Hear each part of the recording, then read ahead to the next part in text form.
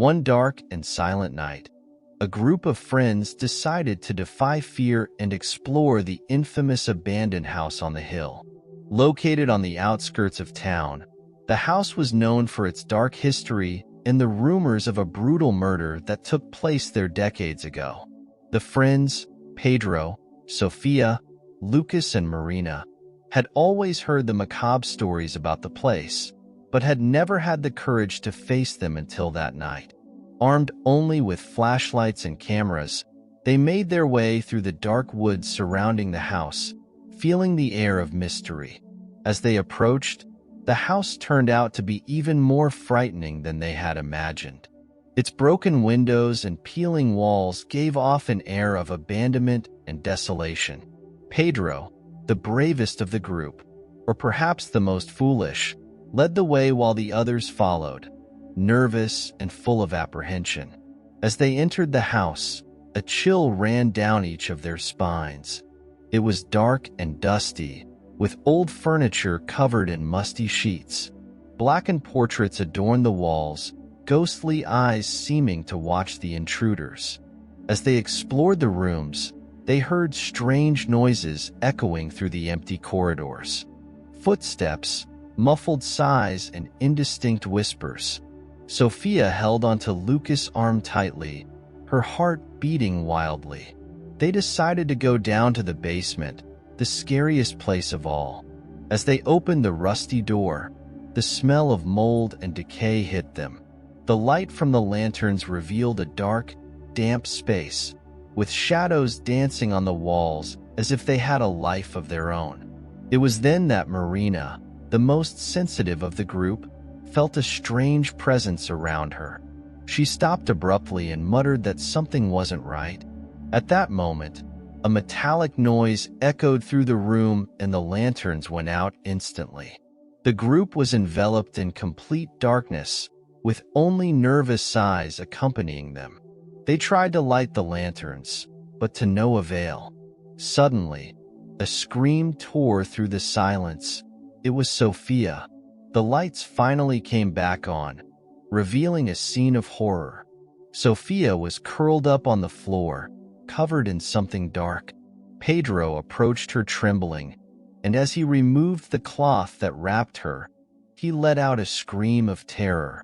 What they saw there was indescribable. Sofia's body was covered in blood, her eyes wide in terror. Her throat had been brutally slit. Panic spread among the group as they tried to understand what had happened. Desperate, they ran for the exit, but something stopped them. A dark shadow blocked the front door.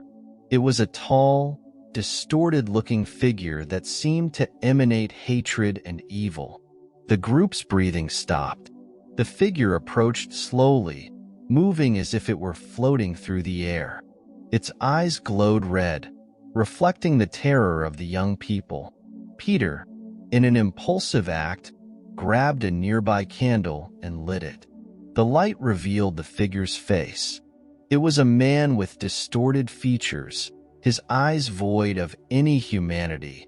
He smiled sinisterly, revealing sharp teeth. Then, in one swift movement, he disappeared into the darkness, leaving his friends in shock. What else awaited them in that abandoned house? And who was the killer who was now stalking them? Without exchanging a word, they were forced to move on. Lucas grabbed one of the lanterns and, with trembling hands, pointed the light in the direction from which the figure had disappeared. There was no sign of the sinister man. What was that? Marina asked, her voice almost a whisper.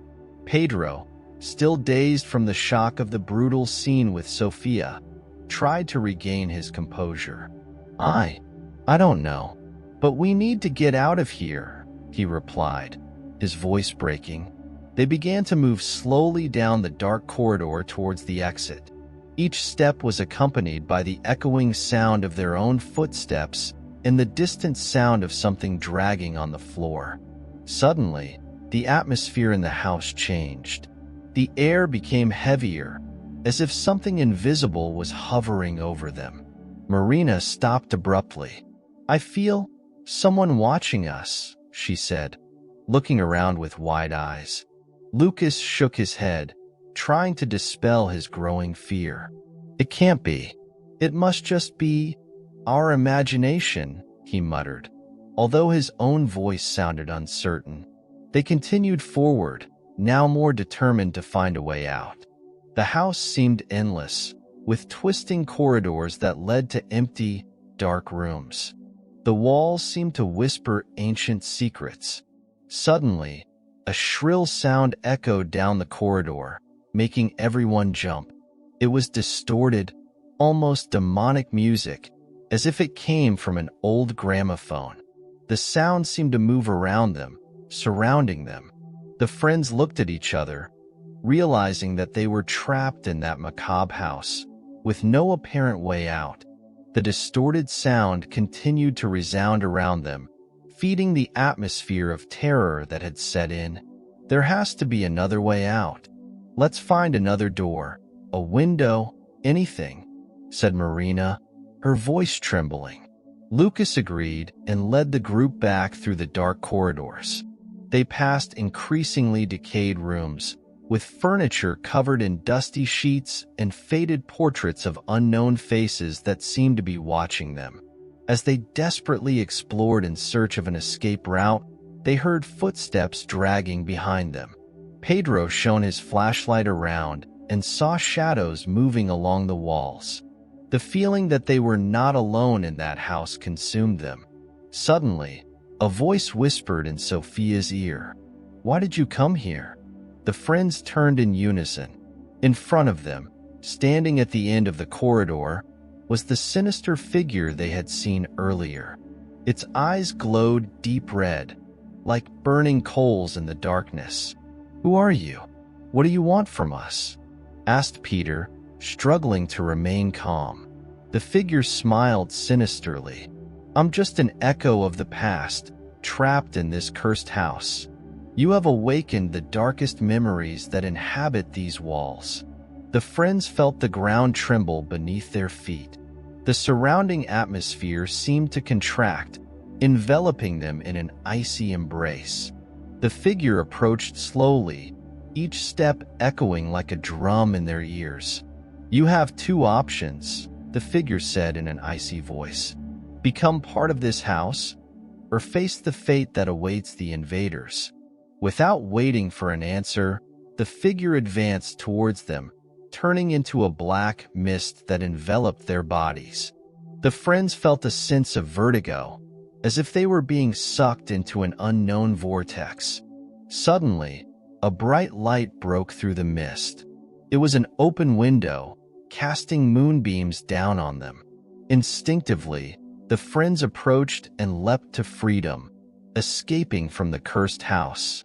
Outside, panting and trembling, they looked back and saw the abandoned house silent in the moonlight. They knew they would never venture into that place again. Their friends never spoke of that night again, but the terror of the abandoned house remained etched in their minds forever.